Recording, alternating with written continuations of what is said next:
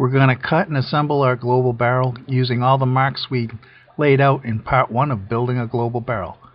First thing we're going to do is use a 3-inch hole saw and drill a hole 4.5 inches up on the seam above the rib.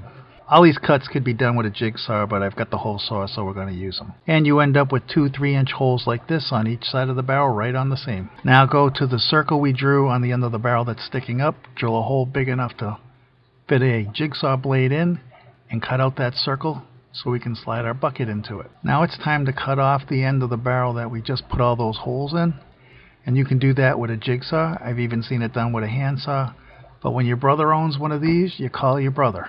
By the way, we did this on Sunday, March 29th, and that is snow. So he's cutting the 5-inch slots, and he's cutting out the 2 notches that will be needed if you're going to hitch it up to the automatic watering system. And the 5-inch notches weren't deep enough. We ended up cutting them to 8 inches, plus we put a little bit of a slot over each notch for the fittings. Now's the time to drill the holes for the fittings if you're going to connect your barrels to an automatic watering system. I'll put the type of grommets and fittings we used in the description box below. You need to drill your holes at least 4.5 inches from the ground. The thickness of the barrel is really thick if you get any closer to the ground or the original top. If you're making the barrels the other way, where the bottom of the barrel is this piece, the wall is much thinner and you can pretty much drill the holes anywhere you want. But if you're using the original top for the bottom like we are here, the walls are very thick the closer you get to the ground, so you need to have your holes at least 4.5 inches up to use the grommets that I used. If you use a Uni-Seal or a top hat grommet, you could probably go lower to the ground. I never tried using either of those, so if you do that, you're on your own. Of course, if you're not hitching it to an automatic watering system, you don't even have to drill these holes. The way we did these fittings was to drill a 3/4 inch hole in the barrel, clean up the burrs, and put our grommets in. The description of the grommet will be in the description box below.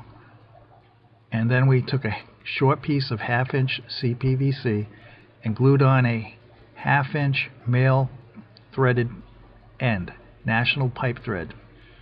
And to make hoses and things to connect them all together, I suggest you watch the automatic watering system video we did. It'll have all the details on the fittings and everything. But you're going to need to get some adapters to go from national pipe thread to garden hose thread if that's what you decide to do like we did. So push them in, and then the next part is put the inside of the barrel in. Now we're placing the insert into the base of our barrel, and this is with the 5-inch slots. It's not going to work, but I just thought I'd show you why. It binds up. The flaps that we created don't have enough give for it to slide down to the bottom of the base. So we recut the notches from 5 inches to 8 inches, and now we're going to slide the base in again. We're lining up the 2 big notches for the fittings for the automatic watering system, and push it in, jump on it a little bit, and it should be all right. Now take the bucket that we used earlier to trace the circle on the end of the barrel and drill a whole bunch of holes into it, anywhere between 1/8 of an inch and a 1/4 of an inch. We use 3/16. Drill a whole bunch of holes. You want it to look something like this. Before I actually fill this planter, I'll probably even drill a few more holes than this into the end of the bucket. Once all your holes are drilled, take the bucket and stick it in the hole you cut out earlier with the jigsaw. But every once in a while you run into a bucket like this one. This one, you notice, sticks up quite a ways into the dirt area of the barrel. And what I like to do is cut a little bit of that top lip off.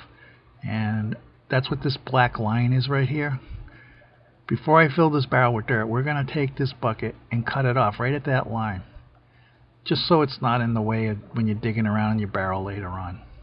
Most of the buckets we've been using, we haven't had to do this, just on a couple.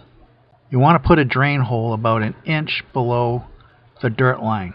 And because I'm using white barrels, it was easy just to put a 2x4 in there, and you can see where the 2x4 is and guess about where you want the drain hole. In this case, we put it below the rib, and we drilled a 1/2-inch hole. You can use any kind of drill bit, but for drilling these barrels, we found that the spade bit or a paddle bit, whatever you want to call it, they work better than your regular style drill bits. We did run into one unanticipated problem with using the bottom third of the barrel as the insert, and that was the taper. The bottom of the barrel has a much bigger taper than the top, so when we put it in there upside down, there was a lot bigger gap that you don't get if you use the top third of the barrel and cut that lip off. And you can see here the pen we stuck in there between the two pieces of barrel to show you how far that gap goes down. And you don't want your dirt going down that far. It'll go into the water, plus it goofs up with your drain hole. So to correct that problem, we took some black weed cloth, twisted it like a rope, and wedged it in there between the two layers, like rope caulking like they used to use on ships. And that took care of that problem. Two more things. One, I forgot to mention that in this piece of the barrel here that you're looking at right now, where the bucket goes, I also drilled a whole bunch of small holes about 1/8 inch big, just randomly in that lip. I think it's for air circulation. They tell you to do that when you make global buckets, so I've been doing it on the barrels too. And the last thing is, if you're not going to be connecting it to an automatic watering system, you have to put a fill pipe in. And to do that, you measure from the ground to the top of your barrel, and this one's about 24 inches. So you want a piece of pipe about 25 inches long at least. A little longer won't hurt. 1.5 or 2 inches in diameter. Something big enough to be able to stick a hose in. And cut it off with one end with a taper or a slight notch in it. And then on the inside of your barrel near the outside wall, drill a hole just big enough to slide that pipe in and all the way through to the bottom with the tapered or notched in at the bottom. And then up at the top here, like where the ruler is, you drill a couple of holes on each side of it and tie the top of that pipe so it won't wobble around. And you use that to fill the global barrel. Well, that's it for this one. Hope it helps you out. Please comment, rate, and subscribe. If you liked it, thumbs up would be appreciated. God bless. Bye.